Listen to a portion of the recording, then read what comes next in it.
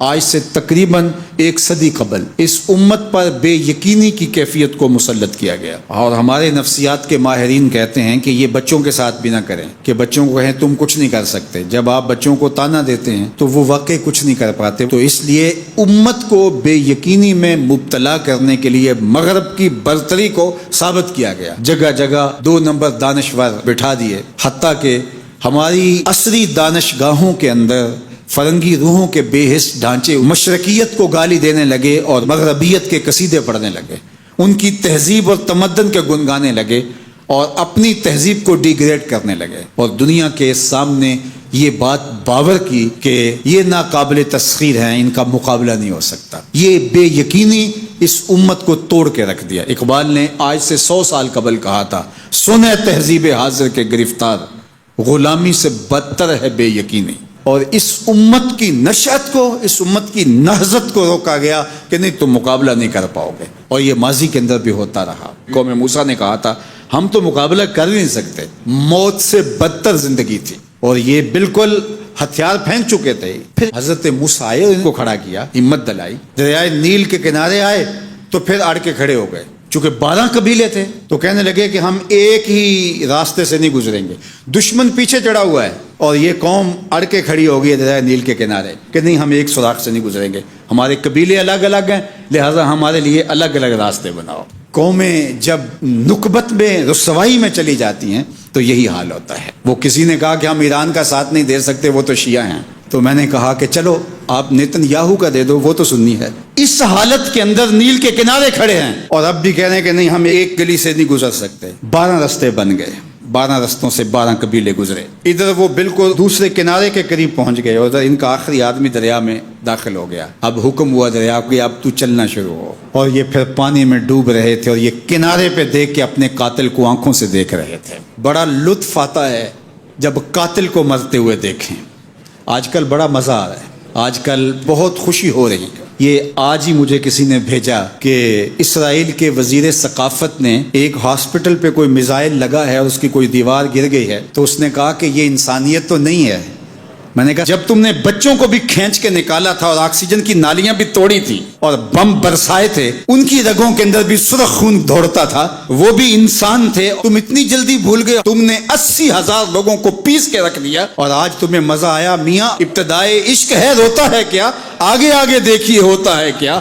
ابھی تو لطف آئے گا، ابھی تو تمہیں پتہ چلے گا کہ درد کیا ہوتا ہے۔ ابھی 1-2 ماہ قبل آئرن ڈوم کی کہانیاں یہ دانشور ہمیں سنا رہے تھے۔ وہ کہتے تھے وہاں چڑیا بھی اندر نہیں جا سکتی، لیکن پھر دنیا نے میزائل جاتے دیکھے، کیسا خوف زدہ کیا ہوا تھا۔ نہیں ناقابل تسخیر ہے، اس کا مقابلہ نہیں ہو سکتا۔ وہ آسمان سے اترے ہیں، کیوں ان کا مقابلہ نہیں ہو سکتا؟ خدا چاہے تو ممولے سے شہباز کو لڑا دے، وہ تو ابابیلوں سے ہاتھی مروا دیتا ہے۔ تو اللہ جل شانہ کمزور نہیں ہوا، اس کی خفیہ تدبیریں ابھی ختم نہیں ہوئیں اور کبھی ختم نہیں ہوں گی۔ تم ایک چال چل رہے ہو اور وہ تمہیں چال میں پھنسا رہا ہے۔ میرے اللہ نے اس امت کے تنے نازک کے اندر زندگی کی لہریں پیدا کر دی ہیں اور ایک تموج پیدا ہو گیا ہے۔ اگرچہ آج بھی وہ فلسفہ، آج وہ دانشوری کا جعلی غلغلہ موجود ہے، آج بھی مایوسی کے نعرے لگائے جا رہے ہیں۔ 4 دن کی کہانی ہے، اس کے بعد آپ کو ایران کھنڈر بنا دکھائی دے گا، بن جائے کھنڈر،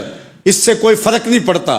جو پیغمبروں نے جنگیں لڑی ہیں اس کے نقصان پیغمبروں نے اٹھائے، اس سے کیا ہوتا ہے؟ تم کھنڈر کی بات کرتے تھو، کربلا کھنڈر نہیں بنا تھا، لیکن آج جھنڈے حسین کے جھول رہے ہیں، یزید کے تو نہیں جھول رہے۔ تو یہ کھنڈر اسرائیل بننے والا ہے، اسلام کا جھنڈا اونچا ہوگا۔ آل اسلام و یالو ولا یولا علیہ، اسلام سر بلند ہے، سر بلند رہے گا، اور شرق سے لے کر غرب تک جھنڈا میرے حضور کے نام کا لہراتا رہے گا۔ اس لیے ہمیں پوری قوت کے ساتھ ایران کے ساتھ کھڑا ہونا ہوگا۔ یہ ایران کی لڑائی نہیں ہے، یہ امت کی لڑائی ہے۔ یہ ان 80,000 بچوں کا، بوڑھوں کا، جوانوں کا بدلہ لینے کے لیے کھڑی ہوئی ہے امت، جن کو پیس دیا گیا اور ان کے اوپر نوحہ بھی نہیں پڑنے دیا گیا، جن کو بھوک اور پیاس سے تڑپا تڑپا کے مارا گیا۔ آج ان بچوں کا بدلہ لیا جا رہا ہے جو انہوں نے اذیتیں دی، جو کچوکے دیے۔